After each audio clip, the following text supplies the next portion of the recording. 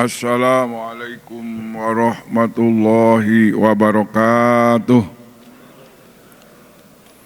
Bismillah, alhamdulillah, wassalatu wassalamu ala rasulillah Muhammad bin Abdullah wa ala alihi wa sahbihi wa mawalah amma ba'du. Rabbi syrah li sadri wa yassir li amri wahlul uqdatam min lisani yafqahu qawli. Rabbana ftah bainana wa baina qaumina bil haqqi wa anta khairul fatihin. Allahumma arinal haqqa haqqan warzuqna tiba'ah wa arinal batila batila warzuqna sinabah. Allahumma alihimna marashida umurina wa aizna min syururi anfusina wa min sayyiati amalina. Qala Allah Ta'ala fi kitabihil karim, a'udzu billahi minasyaitonir rajim. Bismillahirrahmanirrahim. Wa dhannuni idh dhahaba mughadiban fadhanna an lan naqdira alayhi fanada fidh-dhulumati an la ilaha illa anta subhanaka inni kuntu minadh dhalimin. Fastajabna lahu wa najjaynahu minal gham wa kadzalika nunjil mu'minin. Shadaqallahul azim. Sebelum saya menyampaikan surat Al-Anbiya ayat 87-88, ada berita musibah wafatnya seorang ulama besar di daerah Langgung, namanya Kiai Deden bin Bapak Syarif. Kemarin meninggal dunia dalam usia sangat muda, di bawah umur 40 tahun. Santrinya sedang memuncak banyak, baik santri laki-laki maupun perempuan, banyak sampai 100 gitu. Masih muda, tapi Allah berkehendak lain, dia diambil oleh Allah kemarin. Kita doakan mudah-mudahan beliau ini mendapatkan rahmat kasih sayang Allah, ampunan Allah, mudah-mudahan menjamin ahlil jannah, mudah-mudahan ada keluarganya yang menggantikan, menjadikan khalifah, pengganti belajar sebagai ulama, sebagai guru. Minta doanya. Al-Fatihah. A'udzubillahi minasyaitonirrajim. Bismillahirrahmanirrahim. Alhamdulillahi rabbil alamin arrahmanir rahim maliki yaumiddin. Iyyaka na'budu wa iyyaka nasta'in ihdinas siratal mustaqim. Shiratal ladzina an'amta 'alaihim ghairil maghdubi 'alaihim waladdallin. Rabbi ighfirli wa liwalidayya. Ini cerita kisah para anbiya ya. Kita akan menjelaskan tentang sejarah kisah Zunnun. Zunnun itu adalah Nabi Yunus alaihissalam, Nabi Yunus bin Matta. Sini sebelum menerangkan Nabi Yunus juga menjelaskan tentang bagaimana Nabi Ayub 18 tahun dia sakit kulit, sehingga hampir dia sudah tidak kuat, baru mengatakan anni masani al-durru wa anta arhamur rahimin. Mohon kepada Allah doa minta sembuhnya, pondok bapak-bapak ibu-ibu minta sembuhnya, anni masani al-durru wa anta arhamur rahimin. Itu doa Nabi Ayub yang diabadikan di dalam surat Al-Anbiya ayat 83. Dalam sejarah Nabi Ayub sakitnya itu 18 tahun. Ketika udah masih 10 tahun sakitnya, disuruh oleh istrinya, ayah suamiku, kan Anda sebagai nabi, sebagai rasul, coba minta sembuh.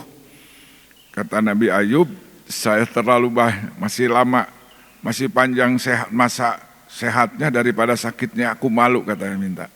Maka ketika sudah 18 tahun sakitnya parah, maka baru berdoa, anni masaniyal durru wa anta arhamur rahimin. Jadi Nabi Ayub tidak minta sembuh, dia melaporkan kepada Allah, ya Allah, saya terkena penyakit yang sangat berat, sedangkan engkau maha kasih sayang. Jadi enggak minta, ya Allah sembuhkan, enggak. Tapi bahasa Nabi mah beda, anni masaniyal durru wa anta arhamur rahimin. Maka setelah itu pastajabna lahu wa kasabna min durrin wa atainu allahu wa mislahu ma'hum rahmatan min ibadina wa dzikra lil alamin. Maka doa Nabi Yunus dikabulkan, Nabi Ayub dikabulkan, dan semua dan bersih kembali penyakitnya, sehat kembali, tidak ada sedikit pun bekas-bekas sakitnya. Dan akhirnya Allah Subhanahu wa taala berikan hadiah kepada Ayub dan keluarganya dan sebangsanya, untuk mereka dan keturunan mereka diberikan rahmat oleh Allah Subhanahu wa taala. Dan ini pelajaran bagi seorang hamba semuanya. Nah, di sini Allah Subhanahu wa taala akan menjelaskan, kemudian di bawah ayat itu Nabi Ismail, Idris, Zulkifli sesungguhnya golongan orang-orang yang sabar, dan mereka dimasukkan ke dalam rahmat kami, dan mereka golongan orang soleh. Itu sebelum ayat 86. Sekarang ayat 87 menjelaskan tentang Nabi Yunus. Nabi Yunus itu punya masyarakat 100.000 lebih. Masyarakatnya, kaumnya 100.000 lebih. Tapi ketika dikasih dakwah, mereka tidak ada satupun yang menerima dakwahnya. Luar biasa ya.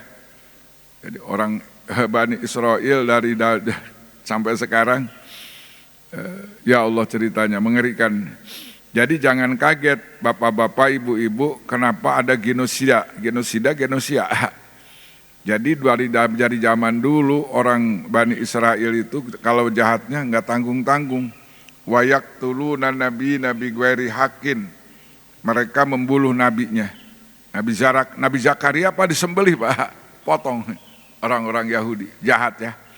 Itu nabinya. Sekarang Allahumma sholli, lebih kejam dari Fir'aun sebenarnya. Benyamin Netanyahu itu lebih dari Fir'aun kejamnya. Kalau Fir'aun membunuhnya cuman bayi perempuan.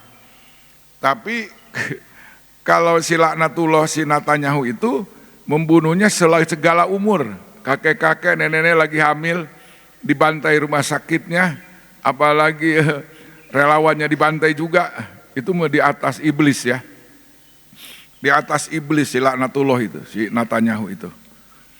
Allahu Akbar. Tapi insya Allah Pak, nggak sebentar lagi insya Allah. Sekarang sudah dihancurkan fasilitasnya, manusianya. Dan di dalam negeri pun orang yang sudah tidak setuju lagi dengan tindakan orang Israelnya pun sudah nggak setuju. Sudah banyak yang berontak sekarang. Allahumma sholli ala Muhammad wa ala ali Muhammad. Luar biasa, kita doakan ya. Mudah-mudahan saudara kita yang di Palestina sebagai Hamas semuanya, termasuk pasukan dari kita juga ikut membela. Kita doakan mudah-mudahan negeri Palestina cepat dimerdekakan kembali. Dan sesuai dengan janji apa yang disampaikan oleh Ahmad Yasin, tahun 2027 si laknatullah Yahudi sudah tidak ada di dunia, sudah punah. Ditanya dari mana itu, dari Al-Quran katanya. Itu Bapak silakan lihat Syekh Yasin, Syekh Ahmad Yasin. Ya orangnya nggak kurang, kelihatannya kurang, dan matinya dibunuh, badannya hancur. Dan itu memberikan bukan prediksi, dia melakukan hitungan sejarah bahwa si laknatullah Yahudi Israel ini sudah nanti 2027 sudah hilang. Insyaallah. Hadirin kaum muslimin, di sini kita menjelaskan tentang sejarah Nabi Yunus punya masyarakat 100.000, tidak ada satupun yang menerima dakwah. Akhirnya Nabi Yunus mengadakan keputusan istrinya keluar dari kampung. Enggak tanggung-tanggung. Keluar dari kampungnya, nyebrang naik perahu, naik kapal Pak. Kebetulan kapalnya itu sudah penuh. Itu dijelaskan di dalam surat As-Sofat, akhir surat As-Sofat. Wa inna Yunusa laminal mursalin. Sesungguhnya Yunus adalah sebagian utusan Allah. Idh abaqa ilal fulkil mashhun, ketika Yunus keluar dari kampungnya, kabur ya, tidak ada izin dari Allah, dalam keadaan benci, ilal fulkil mashhun, menuju kapal yang sudah penuh muatannya. Akhirnya nahkoda mengumumkan harus ada penumpang satu yang dilempar itu, pengumumannya sudah, olengnya sudah ada di tengah laut. Maka kata nahkoda, pengumuman, kita ada undian. Undian apa? Undian ada penumpang yang harus dilemparkan ke laut. Subhanallah. Semuanya dikasih nama. Yunus, bapaknya Mata, ada binnya. Pasahama pakana minal mudhadin, maka Nabi Yunus termasuk keluar undiannya, Yunus bin Mata. Masya Allah. Pasahama pakana minal mudhadin, termasuk orang yang mendapatkan giliran harus keluar dari perahu, dari kapal. Allahu Akbar. Pakana minal mudhadin. Pasahama pakana minal mudhadin. Maka hadirin kaum muslimin, pakan munhadin pasak apa sama pakan palaula kana annahu minal musabbihin lalabisa fi batnihi ila yaumi yub'atsun, dalam surat As-Saffat. Kalau seandainya Yunus bukan ahli tasbih, dia matinya sampai hari kiamat, kuburannya di dalam perut sampai hari kiamat. Itu Al-Quran. Palaula annahu kana minal musabbihin lalabisa fi batnihi ila yaumi yub'atsun. Maka ayat ini sangat nyambung sekali dengan surat Al-Anbiya ayat 87. Wa dhannuni idzaba mughadiban fadhanna an lan naqdira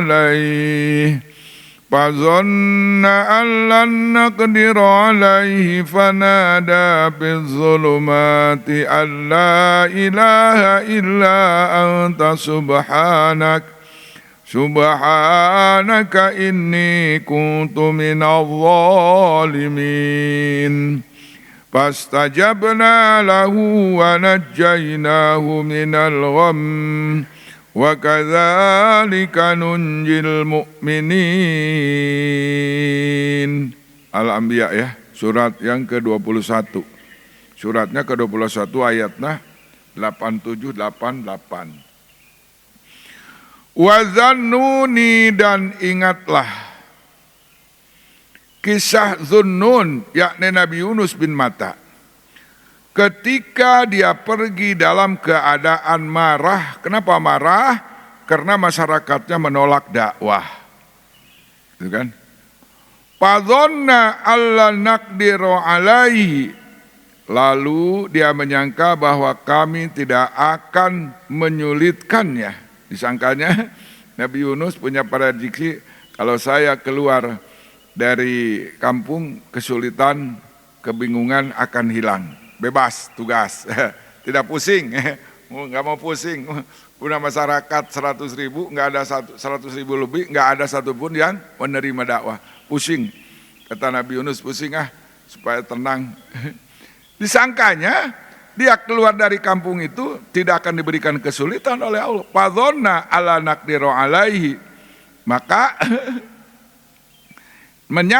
dia menyangka bahwa kata Allah, kami tidak akan memberi kesulitan kepadanya. Kemudian apa yang terjadi di dalam surat As-Saffat? Fal taqamal huwa mulim.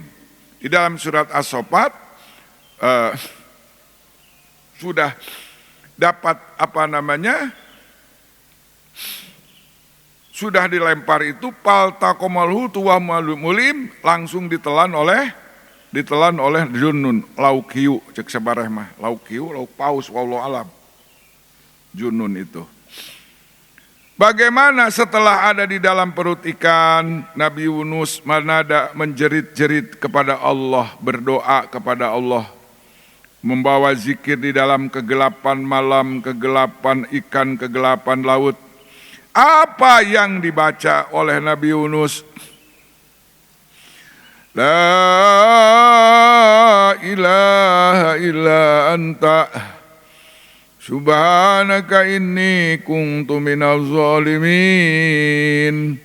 La ilaha illa anta subhanaka inni kuntu minadh dhalimin. La ilaha illa anta Subhanaka inni kuntu minadh dhalimin. Ahli tafsir menjelaskan pertanyaannya berapa lama Nabi Yunus di dalam perut ikan. Dan ada 3 mufasir. Mufasir yang pertama 40 hari. Mufasir yang pertama Nabi Yunus di dalam perut ikannya 40 hari. Mufasir yang kedua 7 hari, yang ketiga cuma 3 hari. Walaupun 1 jam di dalam perut ikan, kita pertanyaan, kuat nggak kita dalam perut ikan 1 jam? Ini mah ada 3 hari 3 malam. Nabi Yunus menjerit-jerit mengucapkan kalimat la ilaha illa anta subhanaka inni kuntu minadz zalimin. Allahu Akbar. Di dalam perut ikan Pak ini. Wahwa mulim pal taqomahul hut. Iz abaqu ilal muski ilal musin pas menghadin pal taqomahul hut wa huwa mulim. Dalam surat As-Saff sudah dilempar lalu ditelan sama ikan. Di dalam ikan apa yang dibaca oleh Yunus diulang-ulang oleh saya dibaca la ilaha illa anta subhanaka inni kuntu minadz zalimin. Maha suci Gusti saestu nabi teh kasupkeun dalma jolim. Maha suci Engkau ya Allah.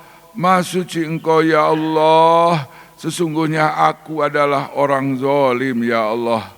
Maha suci Engkau ya Allah, la ilaha anta, tidak ada Tuhan kecuali Engkau ya Allah. Subhanaka, maha suci Engkau ya Allah, inni kuntu minadz zalimin, sesungguhnya aku dari golongan orang-orang zalim. Sebahagian daripada orang zalim. Ada 3 kalimat yang oleh bapak-bapak, ibu-ibu diperhatikan. Yang pertama, Nabi Yunus mengucapkan la ilaha illa anta, temacain la ilaha illallah. Hari kita mah zikirnya la ilaha illallah, la ilaha illallah, la ilaha illallah. Tidak ada yang bersembah kecuali yang wajib disembah kecuali Allah. Tapi di sini Nabi Yunus tidak mengucapkan la ilaha illallah, tapi mengucapkan la ilaha illa anta. Bedanya, jadi seakan-akan kalau ngomong anta itu kita berhadapan dohir, face to face, tawajuh, wajah. Jadi Nabi Yunus tidak merasakan jauh lagi dengan Allah, tidak ada antara dengan Allah, yang diucapkan la ilaha illa anta, bukan la ilaha illallah. Kalau la ilaha illallah kita merasa dilihat, la ilaha illallah tidak ada yang bersekutu. Itu hanya bahasa merasa dilihat atau merasa didengar. Tapi kalau sudah la ilaha illa anta, sudah tidak merasakan dilihat, tapi merasakan saling pandang memandang, sudah tawajuh, sudah melihat dengan Allah dengan mata hatinya, sudah tidak ada antara lagi. La ilaha illa anta. Sudah tidak ada lagi, sudah muqarrabin, sudah. Kalau dalam ilmu tasawuf itu sudah wasilin, sudah sampai. Yang kedua, Nabi Yunus mengucapkan kalimat subhanaka. Ini keren Pak, kalimat subhanaka ini kalau kita bahas luar biasa, ini panjang Pak.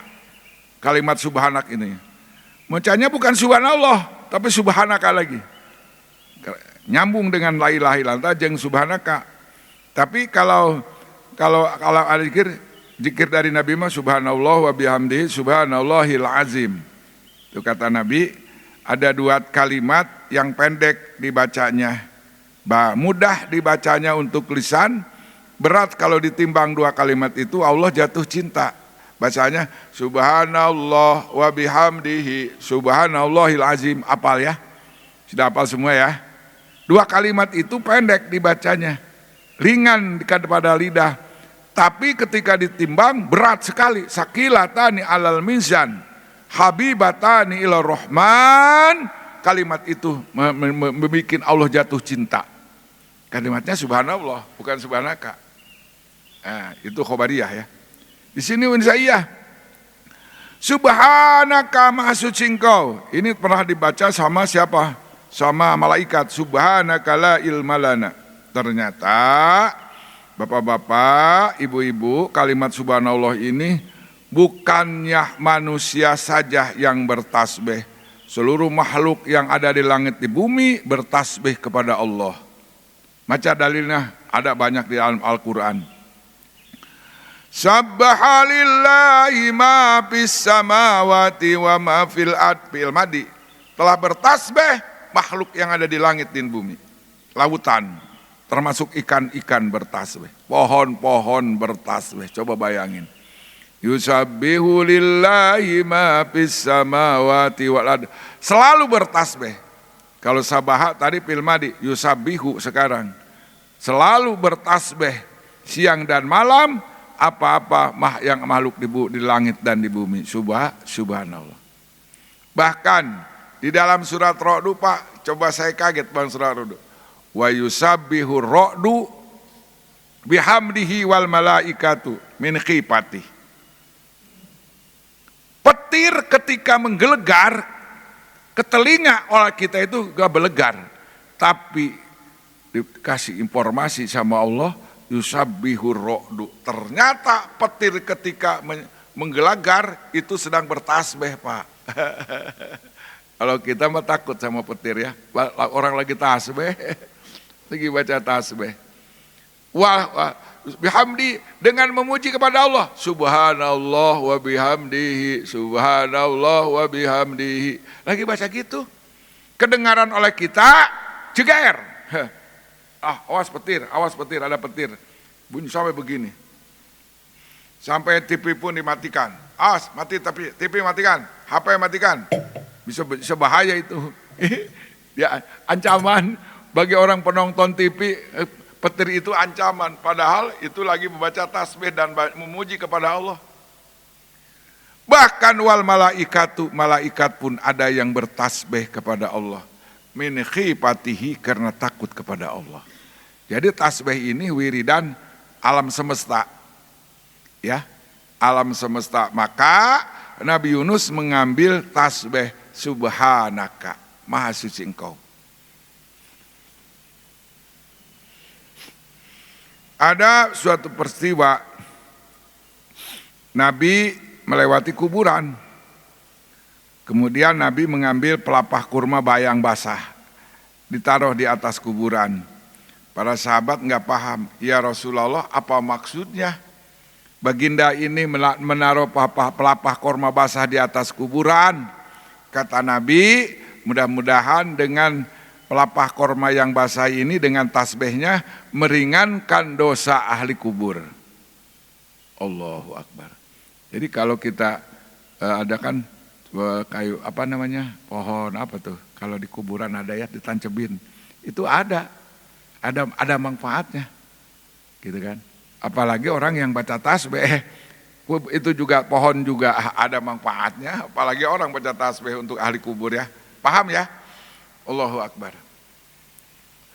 Itu tasbihnya pepohonan yang basah pun bisa mempengaruhi kepada ahli kubur. Ahli kubur itu di sana ada orang yang udah ngadu domba, kemudian kalau pipis enggak cebok itu, jadi ahli kubur disiksa itu gara-gara itu. Maka oleh Nabi dikasih apa? Pelepah korma. Apa? Ada tasbihnya itu korma itu, pelepah korma itu. Dan bisa meringankan ke ahli kubur. Allahu Akbar, Allahu Akbar, Allah.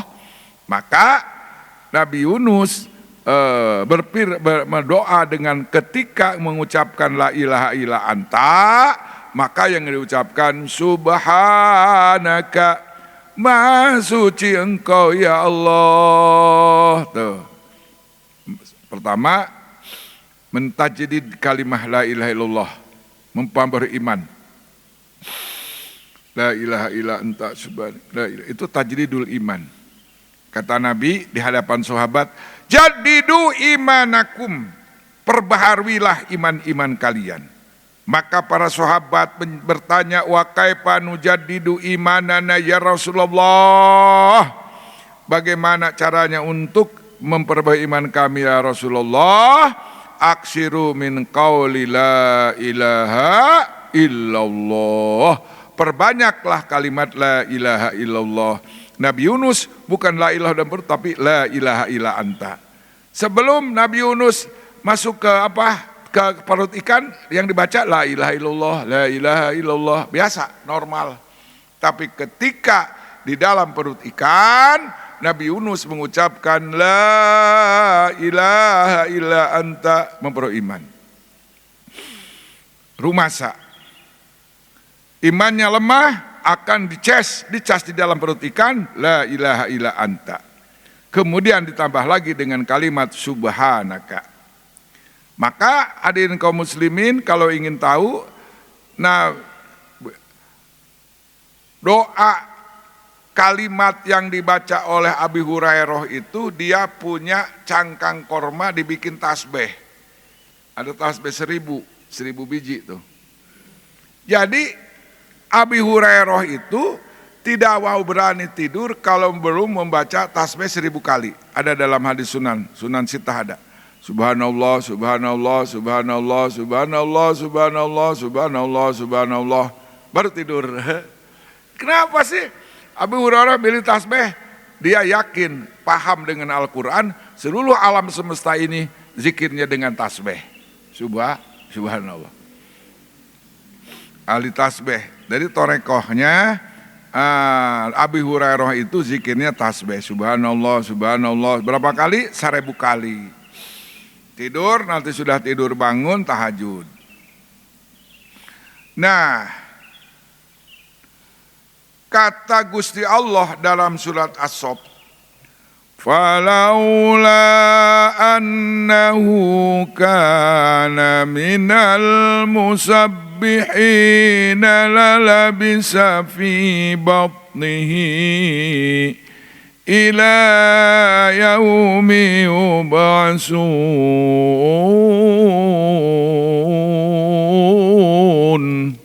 Tuh, kata Gusti Allah dalam surat As-Saff ayat 30, surat 37, Allahu Akbar.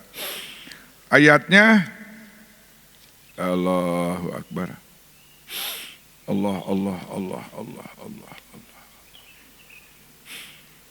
Ayatnya ayat 143.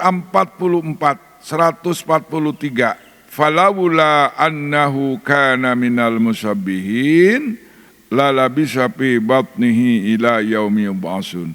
Kalau seandainya Allah Akbar 143, Allahu Akbar, maka sekiranya dia tidak termasuk orang yang perbanyak berzikir tasbih, Masya Allah, tasbih kepada Allah, niscaya dia akan tetap tinggal di perut ikan itu sampai hari kebangkitan. Kalau Nabi Yunus nggak zikir itu sekarang masih ada kuburannya di dalam perut ikan. Makanya ikan sekarang masih hidup tuh ikannya. Ada sebagian nanti tahu riwayatnya sahih atau tidak, binatang yang akan ikut surga itu ada 10. Ya, ontaknya Nabi Soleh, buroknya kendaraan Nabi, kemudian kambing yang disembelih oleh Nabi Ibrahim kurban pengganti Nabi Ismail, kemudian apalagi ontaknya Nabi Soleh ada 10. Ya, di antaranya Zunnun ini nanti akan dihadirkan di surga menurut ada sebagian pendapat, mungkin hadis atau tidak saya akan nanti cek dulu ya. Mungkin hadis itu, kalau bukan hadis gimana ya. Nah, kalau seandainya Nabi Yunus alaihissalam bukan ahli tasbih, lalabisa fi batnihi ila yaumi yub'atsun, Nabi Yunus akan di dalam perut ikan sampai hari kiamat. Dengan asbabnya Nabi Yunus baca tasbih, maka kembali lagi surat Al-Anbiya ayat 77. Fastajabna lahu wa najjaynahu minal gham wa kadzalika nunjil mu'minin. Maka aku mengabulkan doa Yunus dan aku selamatkan Yunus daripada kesulitan dalam perut ikan. Itu. Pertanyaan. Ini pertanyaan 14 abad yang lalu. Kata sahabat, doa ini mungkin khusus sama Yunus katanya. Jadi doa ini mungkin, apakah doa ini untuk Yunus saja berlakunya? Maka kata Gusti Allah, kata Rasul, apakah kamu tidak mendengar kelanjut ayat itu? Wa kadzalika nunjil mu'minin, demikian pula kami akan menyelamatkan orang beriman yang punya kesulitan seperti Nabi Yunus. Makanya kalau bapak-bapak ada yang nanya gimana saya punya kesulitan apa, nggak mungkin ya, sulit sekali saya urusan keluarga, urusan ekonomi, urusan hutang piutang. Sudah ada, kasih doa ini, asal yakin. Wa kadzalika nunjil mu'minin, demikian pula kami akan menyelamatkan orang beriman yang punya persoalan seperti Nabi Yunus. Aduh, jangan sampai ada orang murtad gara-gara ekonomi marit murtad, nauzubillahi min, ngajual agama, ngejelek-jelekin Islam lagi belegugna teh. Jadi kita lihat firman Allah, yudillu mayyasha wa yahdi mayyasha. Allah hari ini memperlihatkan ada orang yang sesat, ada orang yang dapat hidayah sekarang. Cuman orang-orang kafir yang masuk Islam itu orang cerdas, Pak, bukan orang bodoh. Profesor, doktor yang masuk Islamnya. Tapi yang murtad itu orang-orang yang kelaparan, cari perut matnya, menyelamatkan perut gitu. Yang murtad itu kebanyakan, bukan orang pintar, bukan. Tapi orang yang mu'alaf itu kebanyakan orang-orang pintar. Sekarang yang tampil Yahya Waloni, orang pintar. Dia penginjil ya, suka membaptis, jadi Islam. Kemudian Nababan, wah punya pondok pesantren mu'alaf sekarang. Ahli Injil ya, pendeta dia, masuk Islam. Masih banyak. Donatan tuh. Orang-orang masuk Islam dan bisa menyadarkan orang-orang yang jadi pendeta. Allahumma sholli ala Muhammad. Itu yudillu mayyasha. Nah, orang-orang yang yakin kepada Al-Quran, ketika menghadapi firman Allah ini, dia akan membacakan sebanyak-banyaknya. Karena apa? Untuk mencari solusi daripada kesulitan. Kesulitan ekonomi, kesulitan segala macam rumah tangga, penyakit yang tidak sembuh, itu ayatnya sudah tadi disampaikan, doa Nabi Ayub ya. Wa kadzalika nunjil mu'minin, demikian pula kami akan menyelamatkan orang beriman. Bagaimana cerita selanjutnya? Nabi Yunus selamat, panabadzahu bil arai wa huwa sakim. Ayat 145. Kemudian kami lemparkan, Masya Allah. Kemudian kami lempar dia ke apa namanya? Allahumma sholli ala sayyidina Muhammad. Kemudian kami lemparkan ke daratan, gitu. Yang tandus sedang keadaan sakit, dilempar. Nabi Yunus selamat, cuma dilemparkan ke Allah, itunya. Keluar tina beteng ikan ikan perut ikan, dilemparkan dalam tempat yang tandus. Wa huwa sakim, bayangkan 3 hari 3 malam di dalam perut ikan tidak ada oksigen, dia keadaan sakit. Tapi Allah Subhanahu wa taala melanjutkan ceritanya, wa ambasna alaihi syajaratan min yaktin. Ayat 146-nya, kemudian untuk dia kami tumbuhkan sebatang pohon dari jenis labu. Makanya labu itu makanan Nabi Yunus ya. Allahumma sholli. Udah begitu dia di bawah, udah ada di tengah pantai yang kering, langsung Allah kirimkan bikin pohon labu dan buahnya. Kan labu kan nggak usah dipanjat labu ya. Labu ya. Allahu Akbar. Ternyata labu ini ada dalam Al-Quran, makanan Nabi Yunus setelah sakit dalam keadaan. Syajaratan miyaktin, dari labu. Wa arsalnahu ila mi'ati alfin aw yazidun. Kemudian kembali kepada ahli kampungnya. Orang ahli kampung sudah merasa takut, sebentar lagi ada azab, sudah terasa ini, bagaimana ini. kamu sih gara-gara mengusir Yunus kita akan bahaya.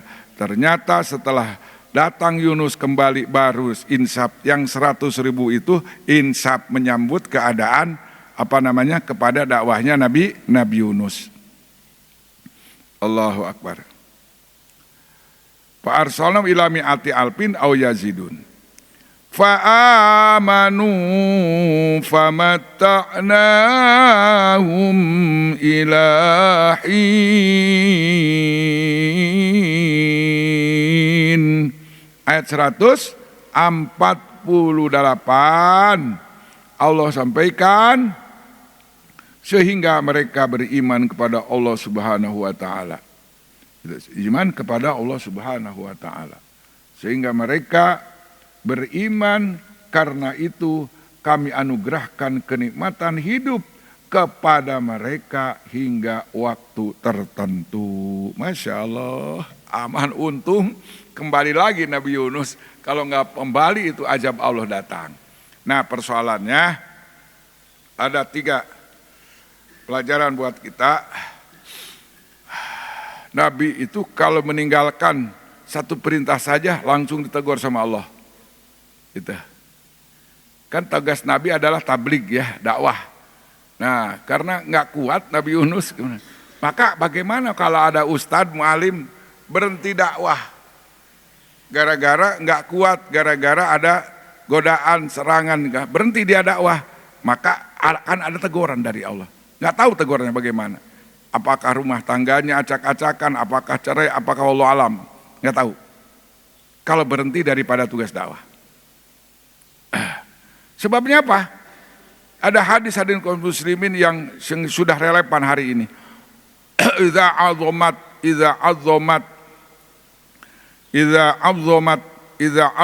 ummatid dunya nuzi'a min haibatul Islam. Wa idza tarakatil amru bil ma'ruf wa nahya 'anil munkar urimat barakatul wahyi. Wa idza tasabat ummati saqatat min ainillah. Ini hadis yang sangat sudah jelas sekarang. Nampak hadirin kaum muslimin. Kata Rasulullah, bila umatku sudah mengagung-agungkan dunia, sebuah membesar-besarkan dunia, menomorsatukan dunia, membicarakan dunia setiap hari, merasa gagah kalau dia punya uang, menghayal untuk jadi orang kaya, sebelum kaya sudah sombong. Idza azumat umatid dunya. Maka apa kata Nabi? Nujiat minahai batul Islam, akan dicabut kehebatan Islam dalam dirinya. Orang kafir sudah tidak silau lagi. Kata orang kafir, sama aja lu cari duit. Sama aja lu, tujuan gua sama tujuan lu sekarang dunia. Nah, kalau umat Rasul segalanya untuk dunia, ngaji untuk dunia, dakwah untuk dunia, gitu. Umpamanya menyebarkan harta, bagi duit untuk dunia, hayang ini jadi pangkat. Kan ada orang, bapak-bapak, ada orang 5 tahun sekali baiknya. Kalau sudah 5 tahun, nanti baik lagi, datang ke masyarakat. Itu namanya azumat ummatid dunya. Kelihatannya dia membagi-bagikan uang, tapi harapannya punya jabatan 5 tahun. Dunia juga itu. Dunia itu artinya sementara, perkara yang sementara. Penyakit yang kedua, saudara-saudaraku umat Kangjeng Rasul, wa idza tarakatil amru bil ma'ruf wa nahyanil munkar. Apabila umatku sudah meninggalkan amar ma'ruf nahi munkar EGP, orang enggak sholat, bodoh amat lah.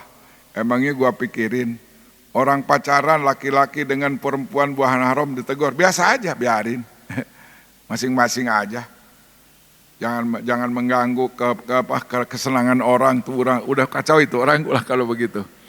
Anaknya enggak sholat dibiarin, mantunya enggak sholat dibiarin. Allah. Maka kata Nabi, hurimat barakatul wahyi, keberkahan Al-Quran dicabut dalam dirinya. Ada orang Pak, sakit, dibacain Quran, khataman Quran gak sembuh-sembuh.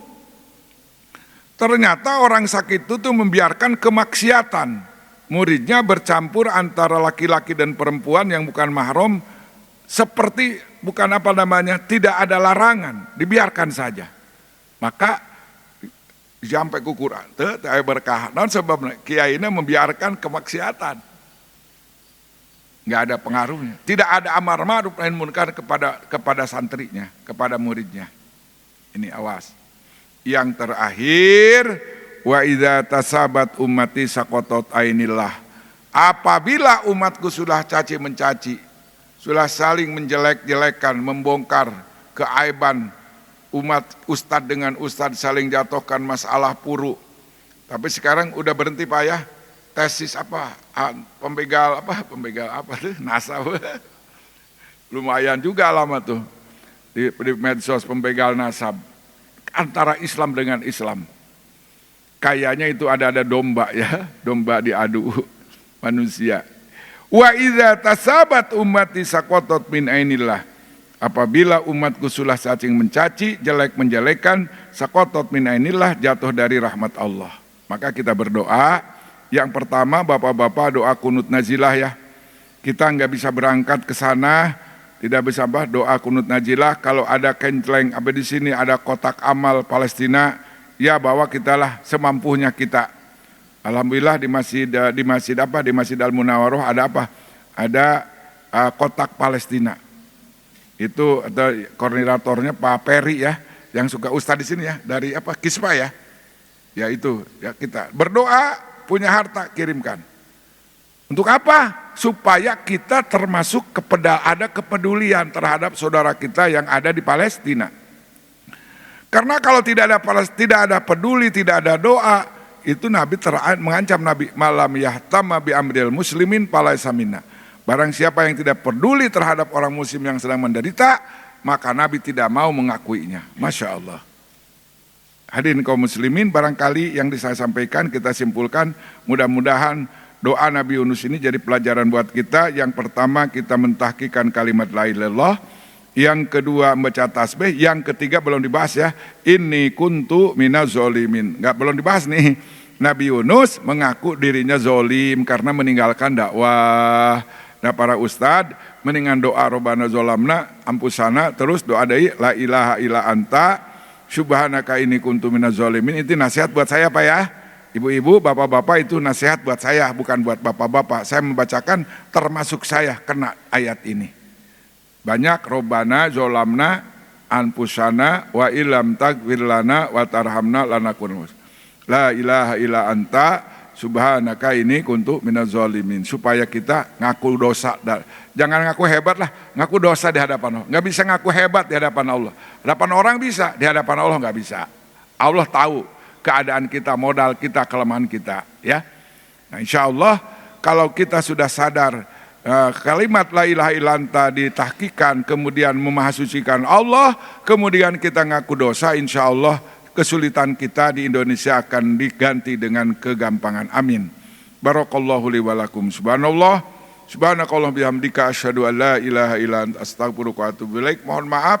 Wassalamualaikum warahmatullahi wabarakatuh.